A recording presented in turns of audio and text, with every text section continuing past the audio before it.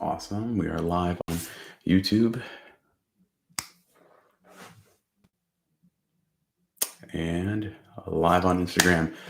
All right. Good morning, crew. Welcome to the PTNI's Daily Show. Welcome to one of the best days of the week, if not the best day of the week, Fitness Athlete Friday. I am with you. My name is Guillermo Contreras, part of the teaching team with the Fitness Athlete crew of the Institute of Clinical Excellence, talking all things delightful and super interesting, such as the rep continuum. So I'm going to leave you a little bit guessing as to what that means and dive into some fun stuff, as in where are we going to be over the next couple months? Where can you catch us on the road before the year ends? For our live courses, we have more than a handful coming up here in the next several months. Starting in September, on the weekend of September 9th and 10th, we'll be in Bismarck, North Dakota. In October, we will be technically October, September 30th and October 1st. We are going to head out to the West Coast to Newark, California. A couple weeks later, a week later, October 7th and 8th, we're going to stay on the West Coast. We'll be in Linwood, Washington. Moving into November, we'll be double teaming, or I guess I don't know if that's the right phrase, but two different locations on November 4th and 5th, San Antonio, Texas, and Hoover, Alabama. So moving from the West Coast down to the south. November 18th and 19th, we will be in Holmes Beach, Florida. I'm not entirely sure where that is, but Florida. And then lastly, in December, we are going to be in Mater, Louisiana, as well as Colorado Springs on the weekend of December 9th and 10th. So there you go. If you've been looking to take a live course with Fitness Athlete courses, 1, 2, 3, 4, 5, 6, 7, 8 opportunities for you between now and the end of the year to catch us on the road and be able to take that course and join us, and hopefully we get to meet you out there. If you are looking to do the online courses, Essential Foundations currently is going on their 7th week of this current cohort. So we're finishing up in about a week and a half. Going to take about a month off, and then we're going to kick off the next Essential Foundations cohort on September 11th. So if you've been looking to get started with the Fitness Athlete coursework, try to get an idea of what you do when you work with fitness athletes, get more comfortable with the barbell movements, the squat, the deadlift, the press, what CrossFit is in general, some introduction to programming, as well as the gymnastics movements such as the pull-up. Would love to have you join us on September 11th as we kick off the new Essential Foundations cohort. These courses do tend to sell out online, so signing up sooner rather than later behooves you if you're interested in it and you want to get it in before the end of the year.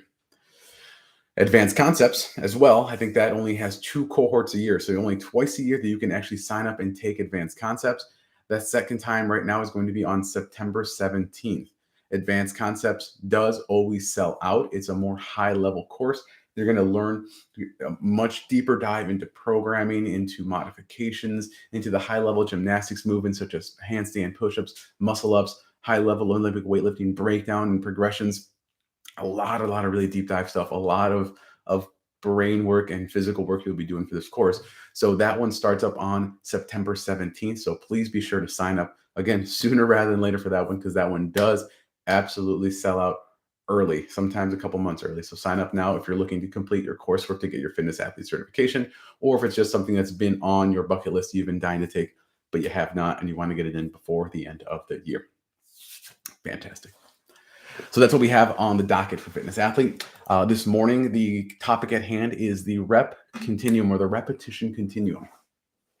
For those who are not sure what that entirely means, what we're looking at with the rep continuum is, I just realized my camera is really blurry over here, but that's okay, is what we've commonly known as the strength endurance continuum, which for the majority of us, or anyone who's been in like the strength and conditioning realm, what that means is, okay, what are the optimal rep ranges and loads that you want to use when you're trying to train strength, when you're trying to train hypertrophy, and when you're trying to train more like localized muscular endurance.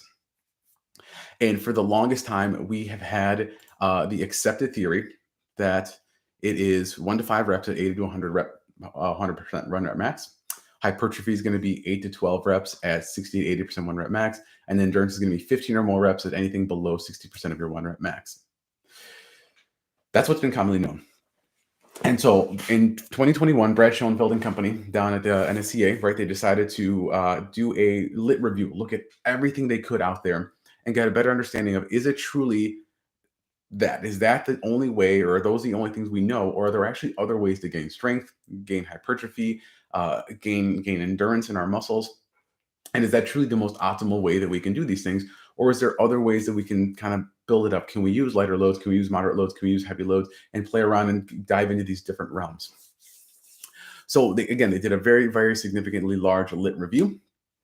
And their purpose of the paper was to critically scrutinize the research on the repetition continuum, highlight gaps in literature, and draw practical conclusions for exercise prescription. Based on the evidence, they proposed a new paradigm whereby muscular adaptation can be obtained and, in some cases, optimized across a wide spectrum of loading zones. So that is that kind of the basis for the paper. And it's a long one. It's probably like 11 pages, and you have like a bunch of pages of exactly the protocols that they use in all these different studies that they reviewed. And I'm just going to try and do my very best to summarize what they kind of found in each section. And then at the end, if you don't want to like listen to this whole thing, you're listening later on, just jump to the last maybe like minute or so, and I'm going to try and kind of concisely conclude everything there. When it came to strength as we know it is supposed to be ideally that 1 to 5 rep range, 80 to 100% 1 rep max. Heavy loads is how we're going to build strength. And what they found in this here is that trained individuals, people who've been doing it for a while, tended to show improvement in strength even with light loads. So people who've been doing it for a while, people who already lift heavy and such, when they use lighter loads in different variations, there actually is an increase in overall strength. Albeit, they mention in a caveat that it is to a lesser extent than the use of heavy loads. They also mentioned that typically what they see is as you reach that genetic ceiling, like where your strength is kind of at its highest, or going to be pretty high, the greatest benefit is going to be in heavy loads with specific movements that you're trying to get stronger. And again, that should be something that all of us are probably saying like, no duh, right? That's the SED principle, right? You learn that in undergrad kinesiology, right? Specific adaptations to impose demands. When you get someone that's a higher level, at the very highest level, and you're trying to get them stronger, the way to get them stronger is to apply specific stressors to elicit a specific progressive improvement in strength. So that's what they saw there. So what we see is with heavy loads, or when we want to build strength, you can do it with low loads. There are ways you're going to build low loads. And the practical application, or the clinical application, is that all the studies, I guess the majority of the studies that found that low loads improved strength, their way of testing strength was using isometric dynamometry. Therefore, the isokinetic or isotonic leg extension, leg curl, hip extension, you name it, they used single joint mechanisms to test that single joint, single movement strength. From a practical application, that can very easily mean for us in the rehab realm, if we are trying to get someone's quad stronger, if we are trying to improve specifically quad strength, hamstring strength, whatever it may be, there is a point where we can use lower loads to high intensities, right?